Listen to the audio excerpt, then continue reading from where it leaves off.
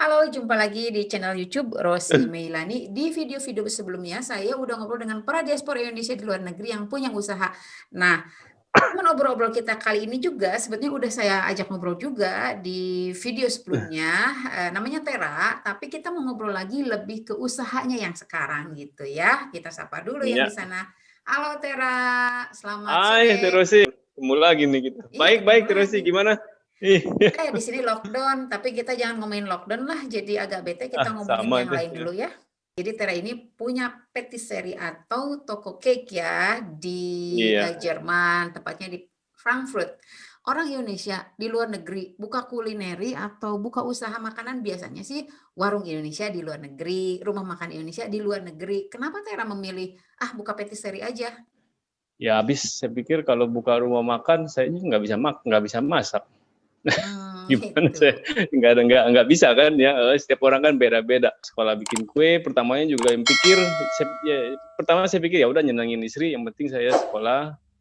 Ya udah, terus lama kelamaan saya senang jadi tukang kue. Jadi pertimbangan pertama tadi kan bilang untuk nyenengin istri, bukan dari hati dong. Sebenarnya iya, karena Sebenarnya kan iya, jujur. jujur deh, Istri karena bakal nonton malah ya. jauh.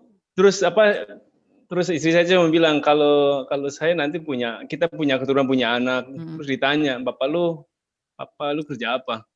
Terus ya cuman gitu loh, penghasilannya gitu-gitu aja kan. Saya pikir juga oke lah, saya ambil sekolah, terus jadi contoh. Oke. Tapi enjoy lah, akhirnya kan menikmati. Kalau nggak menikmati mah nggak akan mungkin bisa punya toko kue Iya, dong. iya, Nah, iya. Cuma awalnya aja yang berat ya, awalnya. awalnya berat sekali. Oke, jadi kalau usaha bisnis kuliner buka rumah makan Indonesia di luar negeri mah agak berat dan memang nggak fashion di situ, nggak suka masak, Saya nggak nggak niat suka, aja ya. ya.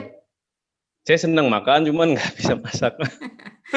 Oke. Nah sekarang persiapannya apa aja nih begitu sama istri bukan yuk kita bikin toko kue. Nah persiapannya Ya, apa aja? sekolah, Sekolah. terus motivasi ya. Oke, Kalau sekolah nih sekolah kumaha?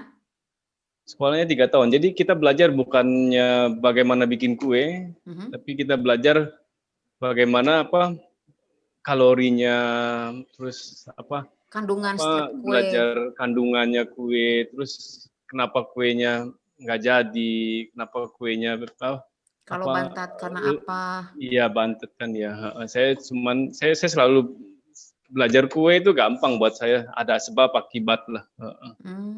Oke. Jadi kupikir buka toko kue mah kudu sekolah sampai 3 tahun segala gitu, Master. Iya, Enak harus 3 sebenarnya. tahun karena belajar juga nggak cuman bikin kue gitu toh, kita belajar politik juga, belajar sosial, terus belajar ke pelanggan gitu loh. Oh, Jadi jadi komunikasi komunikasi. pendekatan, cara penjualan gimana, terus misalnya Oh. misalnya kalau saya bikin kue nih, kuenya nggak jadi, tiba-tiba pelanggan datang, dia marah, bagaimana saya ngatasin supaya pelanggannya Kalem, nggak bisa marah. kalem, nggak marah gitu kan. Oh, geningan belajar yang gitu-gitu juga ya? Hajar Sebenarnya gitu. lebih ke teknis gimana cara bikin kue, ngedekorasi kue, tapi Enggak, belajar belajar sosial sosial. juga. Oh, Iya, oke, ternyata belajar udah. sopan santun. Oke, attitude Iya. gitunya, behavior. Iya. Oke. Nah, 3 tahun udah ajanya beres. Mm. Langsung buka toko kue atau persiapan naon deui sesudah dapat sertifikat sekolah tersebut? Nggak bisa langsung buka ya, biasanya setelah 3 tahun orang-orang Jerman tuh mereka cari pengalaman dulu 2 tahun 3 tahun. Nah setelah 2 tahun 3 tahun mereka ngambil master, harus Oke. master kalau buka usaha. Kalau tanpa master nggak ada izin nantinya, Oh, izinnya berarti nggak keluar. Tera kuliah deui? Kuliah deh 1 tahun, saya kuliah sambil kerja, jadi saya pagi jam 6 berangkat kuliah sampai jam 4 sore, terus jam 4 sore sampai jam 10 malam kerja di Oh, hotel. oke. Jadi lamun misalnya ayeuna aku mau buka toko kue nih, teu bisa ujug-ujug sabulan 2 bulan atunya, paling enggak harus 4 tahun Nggak bisa. untuk persiapan Iya, sakolana hungkul eta teh. kecuali teteh punya modal beli beli nyewa master, bisa Oh, ya. nanti eta urang ngobrolin eta. Nah, oke. Oke. Udah kuliah 3 tahun, tambah 1 tahun pengalaman kerja, barulah buka toko kue kitu nya. Kerja lagi saya setelah Oke. selesai master, saya kerja Terus saya lihat gimana cara administrasi, terus pengeluaran uang, terus Oh, belajar akuntansi lah ya. Iya, jadi supaya saya pengeluaran pemasukannya nggak ngelebihin Nggak ngawur dari lah. nggak ngawur istilahnya. Jadi sempet lihat-lihat pengusaha perusahaan-perusahaan gitu kan. Oke. Jadi belajar teknis bikin kuenya, sosialisasi, ilmu komunikasi, sosialisasi, Iya, terus administrasi juga, kebersihan, kebersihan iya. juga. Oh loh, ribetnya. Nah, Paling belajar. ribet sih kebersihan deh di Jerman, dikontrol terus saya. Oh gitu. Nah, sekarang Tukang kue kan, iya. udah menentukan ini ada tempatnya nih. Udah sekolah, udah pengalaman kerja, ada tempat nih yang diincar. Terus ada inspeksi nggak dari lokal government? Konsel mun di dieu mah, didinya naon kumaha namanya mun kita mau nge-apply satu bisnis, Oh, kumaha saya tesnisna? dulu ya waktu saya mau buka usaha, saya kan dulu main badminton, ngelatih. Terus saya ketemu salah satu pengusaha lumayan terkaya di Jerman. Jadi dia senang badminton. Jadi kita saling tukeran. Saya bilang ke dia, gua ngelatih lu gratis, tapi lu Kasih ilmu. kasih ilmu saya buat buka usaha. Jadi nama saya ini dia yang kasih. Iya. Oh, oke. Oh ya, Jadi namanya apa nih? Das Genuswerk.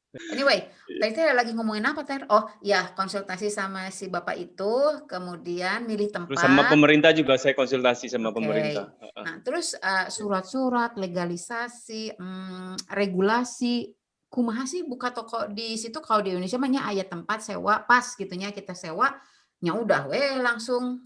Tempat sih deh, tempat yang nentuin. Waktu saya sebelum saya buka usaha beberapa saya lihat lokasi. Biasanya nggak setiap yang punya rumah mau kasih kita tempat. Karena kan kalau kita bikin sesuatu masak gitu kan mereka kan nggak maunya bau.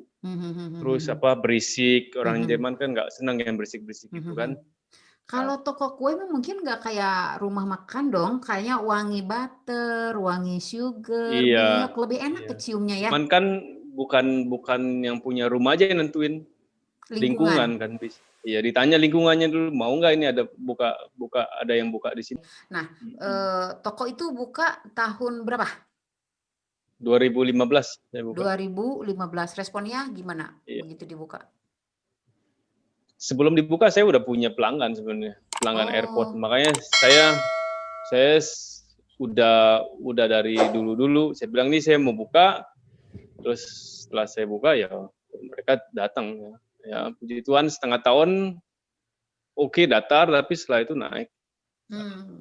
Ngomong-ngomong, iya rahasia Ter kalau ngomongin soal modal kisaran lah ya. Kalau buka usaha kayak gini tuh kisaran berapa sih Ter? Kira-kira misalnya nih orang Indonesia, wah ada orang Indonesia nih Tera di luar negeri yang punya usaha. Nih aku juga kayaknya asik juga nih buka toko kue di luar negeri misalnya. Kira-kira nih kisaran sabaraha Boleh aja. kalau mau buka usaha toko kue?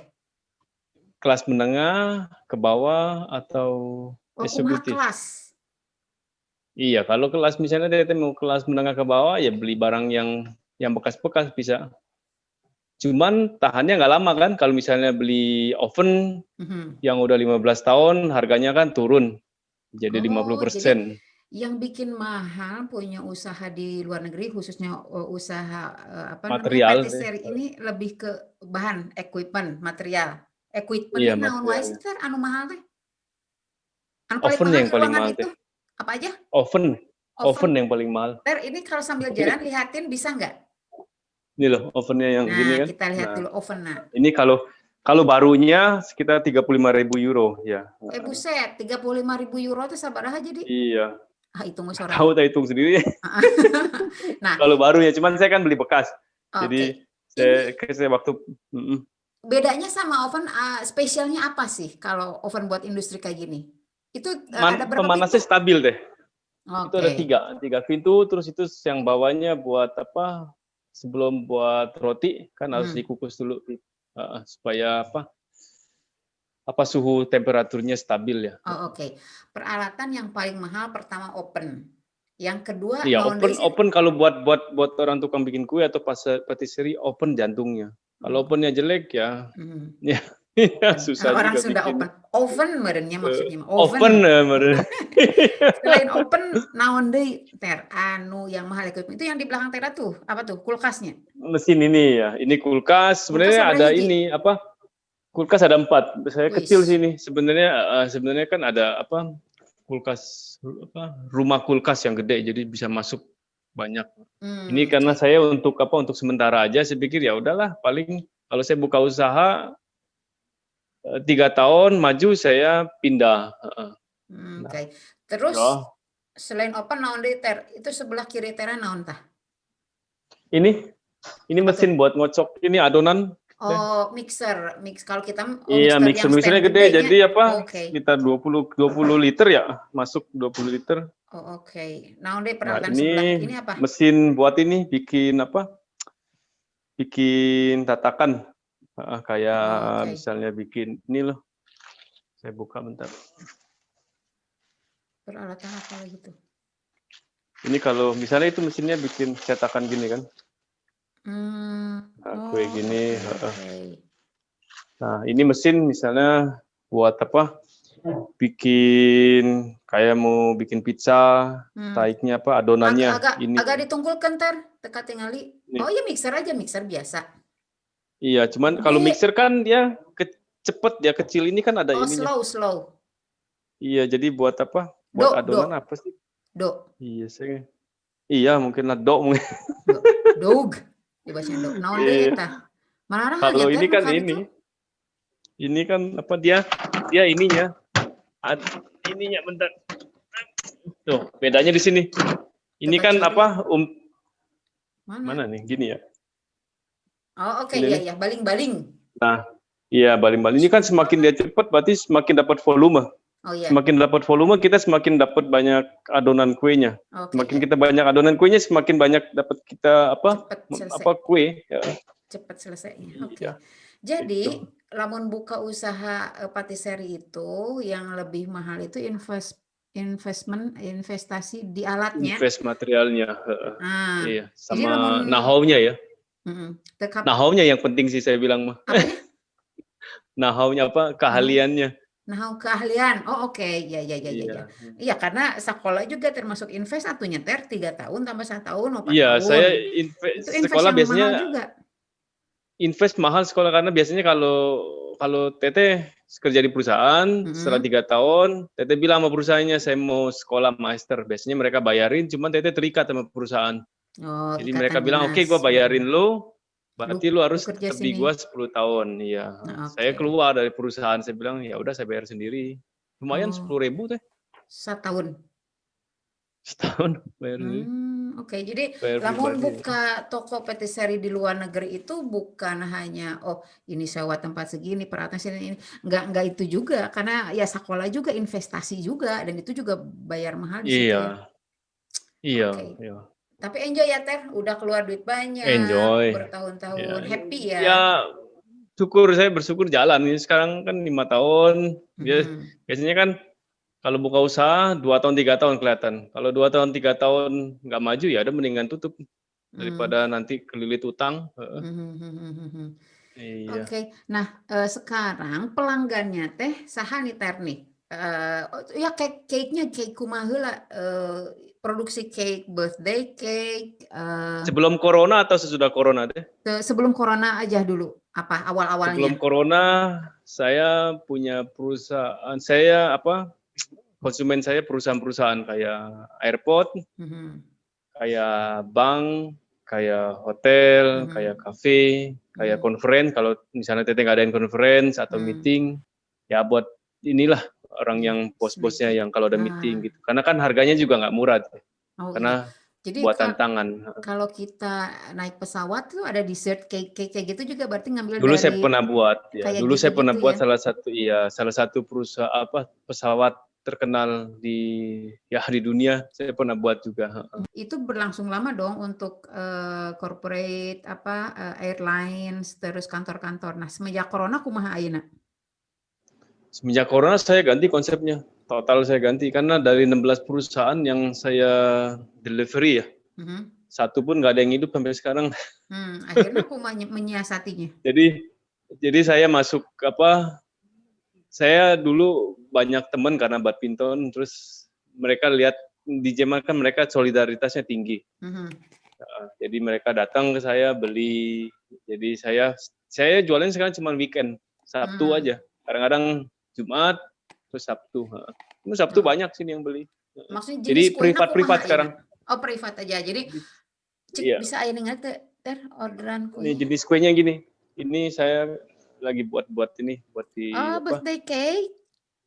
Iya, birthday cake. Terus ini juga kayak gini-gini loh. Ini kan buatan tangan semua, belum kue-kuenya saya buat. Nah, ini sekarang yang lagi di mana-mana nggak ada nih. Toiletnya. Ini toilet roll. Ih, lucu. Kelihatan nggak? Kelihatan. Ter, boleh tahu yang kayak gitu berapa sih, Ter? Ini tergantung. Iya. Kalau yang kecil gini, ya cuma satu gini, 13 euro. Terus tambah ininya, tambah ininya, tambah ininya, tambah ininya, tambah ininya. Jadi tambah-tambah. Kalau Teteh misalnya cuma mau tisunya aja 13 ya. Lucu banget sih. Itu ada snowman. Snowman, terus ini ada pohon Natalnya. Kan sekarang masuk dingin nih. Oke. Ter, kalau misalnya ada orang Indonesia nih ngelihat Tera punya usaha toko kue di Jerman, kalau misalnya aku juga mau buka usaha nih, ada masukan nggak Ter kumaha nih? Aku juga mau buka usaha sih gak Tera di luar negeri misalnya. Aku punya modal nih, step by stepnya kumaha? Apakah ribet atau mendingan invest atau kumaha? Teteh mau buka usahanya di Eropa, misalnya ya, aku punya duit nih, aku mau buka toko juga. Invest saja. Ya. Lebih gampang invest.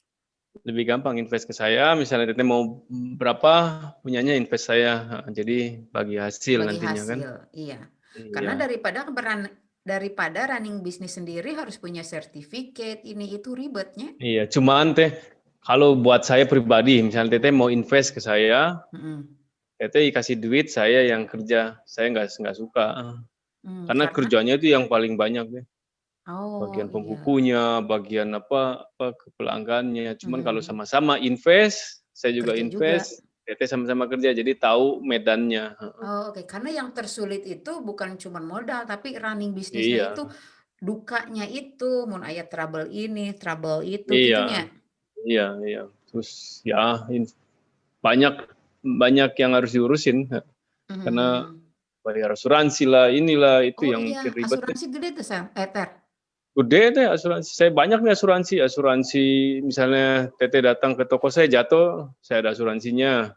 Misalnya kalau supir saya bawa kue, tiba-tiba kuenya rusak, jatuh, saya ada asuransinya. Asuransi terus juga macam-macam.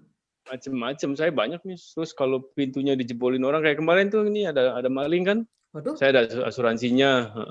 Waduh. Terus misalnya kalau pegawai saya luka atau misalnya tangannya kecelakaan kerja, saya ada asuransinya. Gitu. Waduh, jadi usaha di luar negeri mah? Iya, usaha di luar negeri itu bisa sih Teteh nggak punya asuransi boleh, cuman kalau sampai terjadi kecelakaan tanggung sendiri. Oke. Iya. Bisnis di luar negeri itu lebih berat ke asuransi nyeternya. Asuransi ya. Iya, apapun itulah. Ini lagi lockdown kayak gini ya, mudah-mudahan besok lusa semuanya berjalan well lagi ya. Ngomong-ngomong, ada rencana ke depan nih? Apa nih? Sekarang udah punya toko nih, ada rencana apa ke depan? Iya, sebenarnya saya tahun ini sebenarnya ada pengen buka kafe lagi ya tahun ini. Cuman tahun ini pending. Dan tahun depan saya ada proyek, lumayan sih proyeknya gede. Nanti menarik sekali obrol-obrol soal kue. Ternyata di luar perkiraan kita bahwa buka toko kue di luar negeri itu tidak semudah dengan yang kita bayangkan, atau buka toko kue di Indonesia ya Ter ya, karena realisasinya, izinnya, investasinya, termasuk investasi sekolah juga, investasi peralatan yang oven harganya 35.000 euro, sabaraha eta, belum yang lain-lain sebagainya. Terus sekarang corona juga, tapi apapun itu ya Ter, mudah-mudahan corona cepat berlalu, terus orderan-orderan buat company penerbangan dan perusahaan-perusahaan besar mudah-mudahan ngorder lagi lah ya. Iya. Tetap semangat. Bertahan aja. Iya, semangat dong. Semangat dong. Buat pemirsa channel YouTube Rosti Meilani, jangan lupa untuk like, comment, subscribe, dan tekan tombol loncengnya, karena saya mau obrol-obrol lagi dengan para diaspora Indonesia di luar negeri yang punya usaha apapun itu, dan obrol-obrol saya juga bersama para diaspora di luar negeri yang punya ceritanya yang menarik kayak Tera ini gitu, Ter. Iya. Kapan-kapan Teteh ke Jerman belajar kue sama saya Teh. Bung capek, mendingan makan, we tinggal makan daripada belajar bikin kue capek-capek. Lumayan kan belajar. Minta disuguhan, we aku mah. Siap, banyak kok di sini. Oke lah Ter, atur nuhun ya Ter, maju terus pantang mundur. Bye bye. Iya. Amin, ciao, yuk, Ya. bye.